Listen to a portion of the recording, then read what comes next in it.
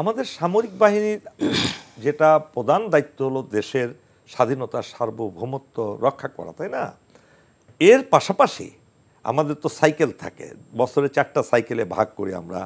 একটা সাইকেলে প্রশিক্ষণ করি, একটা সাইকেলে অ্যাডমিনিস্ট্রেশনে থাকি কোম্পানিগুলো, আরেকটা সাইকেলে অপারেশন করি, আরেকটা সাইকেলে ছুটি থাকি। এই ধরনের আমরা সাইকেল হয়। আমরা কি এমন একটা সাইকেল তৈরি করতে পারি না যে বাংলাদেশের প্রতিটি সৈনিক, প্রতিটি জন অফিসার দেশের উন্নয়নে অবদান রাখতে পারে? এই সম্পর্কে আপনার একজন decision, you had been also decision maker, আপনার কি অভিমত? স্যার আমি মনে করি এ ধরনের একটা আপনার যে প্রস্তাবনা খুবই ভালো, কিন্তু তার আগে দরকার আমাদের নিজেদের প্রশিক্ষণ।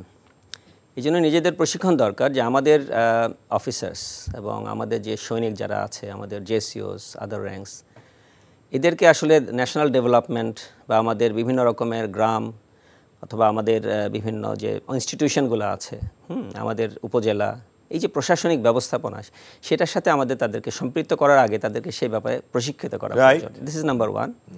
আর সবাই যেহেতু আমরা গ্রাম থেকে এসেছি স্যার, সো এটা আমাদের জন্য আসলে খুব কঠিন একটা কিছু না। আর দ্বিতীয়ত স্যার, আমাদের যে ব্যুরোক্রেটিক বা আমলাতান্ত্রিক যে সমস্যাগুলো, সেগুলো আমাদের নিরীহ সরল সৈনিক এবং অফিসাররা তারা ওখানে গেলে আমি মনে করি প্রশিক্ষণ ছাড়া তারা গেলে অনেক ধরনের সমস্যা তারা পড়বে। সো 1 নম্বর রিকোয়ারমেন্ট হচ্ছে প্রশিক্ষণ।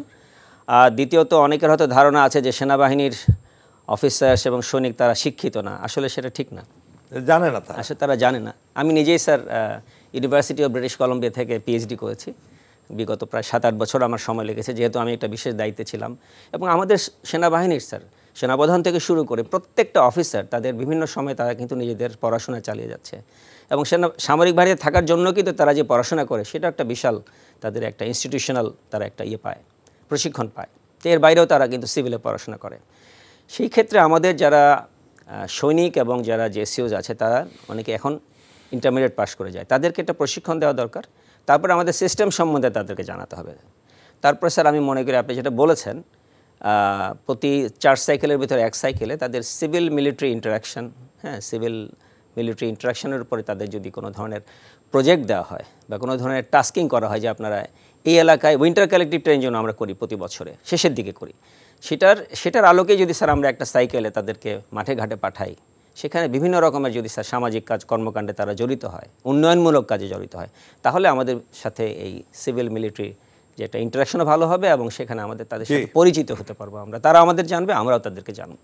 আদারওয়াইজ আমাদের তো স্যার আমাদের আত্মীয়স্বজন সবাই সিভিল, তাই না? সো সেই ক্ষেত্রে সবাই, এটা কোনো একটা বিষয় না।